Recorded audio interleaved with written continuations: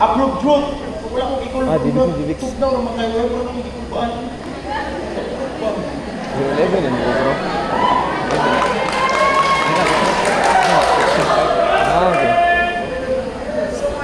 So mga igsoon, makita ako ang main verse dito sa 2 Timothy chapter 2 verse 15. No, mga igsoon, ginaingon diri. Do your best to present yourself to God as one approved, a worker who has no need to be ashamed, rightly handling the word of truth.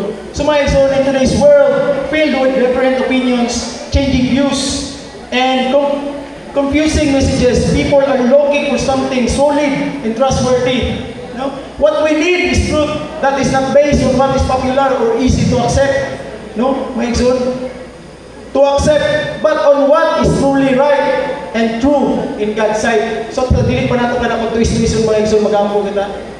Ama na mo malangit ng bala, dumanan kayo mga Diyos. Salamat kayo Ginoo sa adlaw ng ginahatag ka namo sa matag adlaw Ginoo. Salamat kayo Ginoo sa grasya kang gitugyan ka namo sumala sa mga gikinahanglan Lord. Hinaot Ginoo atugyanan ni mong langit ng kalang, masabtan namo ang mga balaang pulong ug mapaambit namo sa uban Ginoo nga kauban sa kamatuoran Ginoo. Kamong ginasalig ka nimong tanan in Jesus name we pray. Amen. So padayon kita mga igsoon. Dito sa main message mga igsoon, no?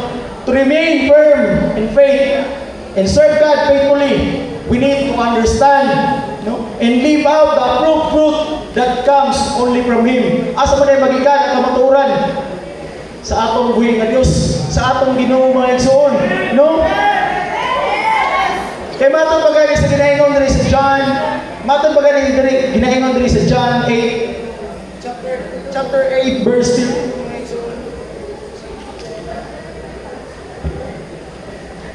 Chapter 8 verse 32 mga igsoon ginaingon diri. And ye shall know the truth, and the truth will set you free. No? And the truth will set you free. So kini mga igsoon nagpasabot nga ang kamatuoran dili lang basta impormasyon, no? Kini ang naghatag na nato tinuod nga kagawasan o kasiguraduhan.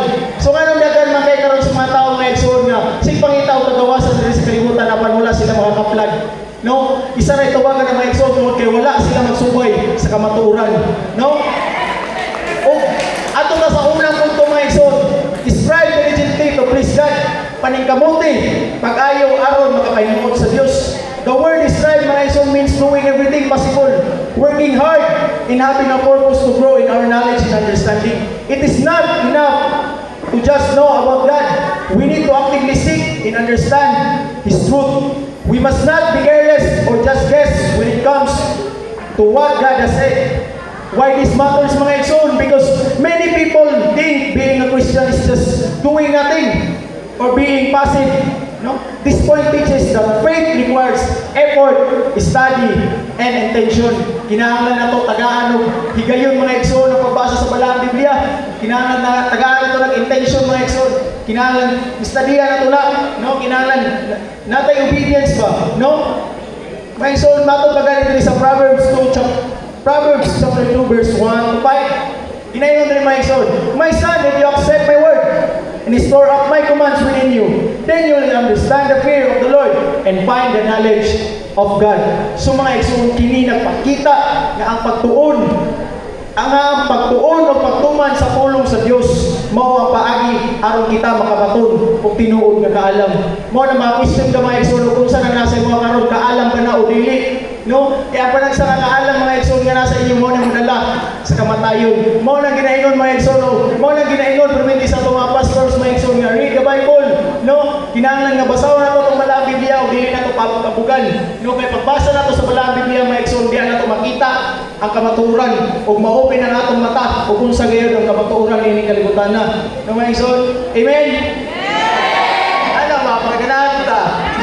And according to Colossians mga igsoon, no? According to Colossians chapter 1 verse 9 to 10, we have not stopped praying for you, asking God to fill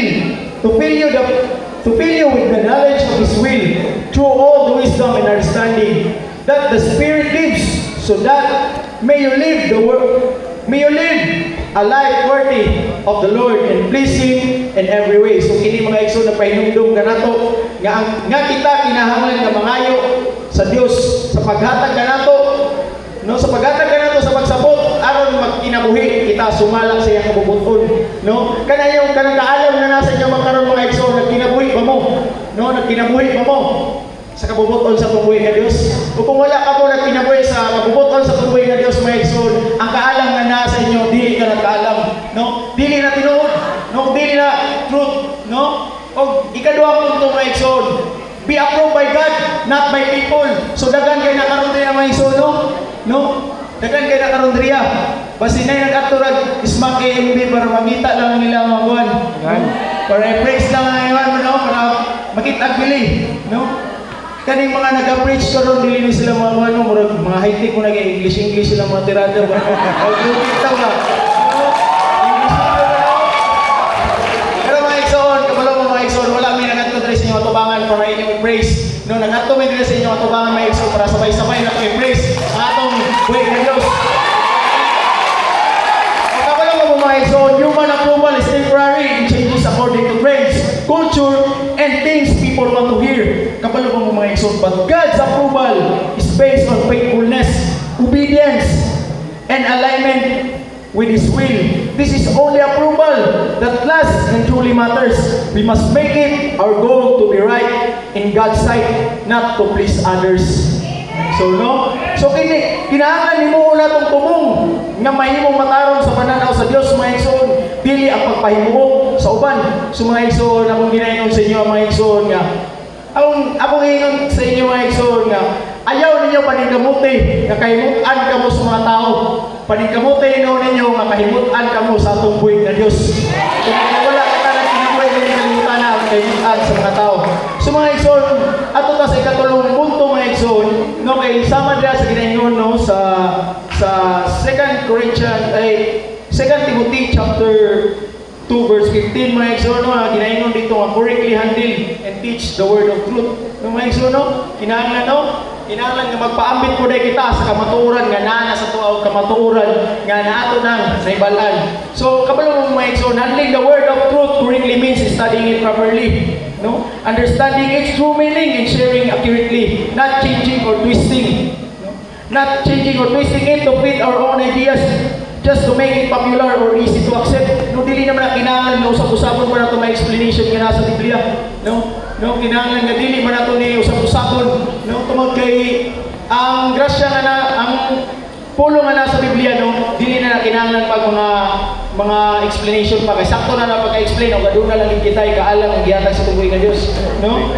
O sama para sa itong katapusan mga igsoon, no, in closing, let us remember what is written in 2 Peter chapter 1 verse 10. Ginaingon rin mga igsoon, therefore brothers, be all the more diligent to confirm your calling and election. For if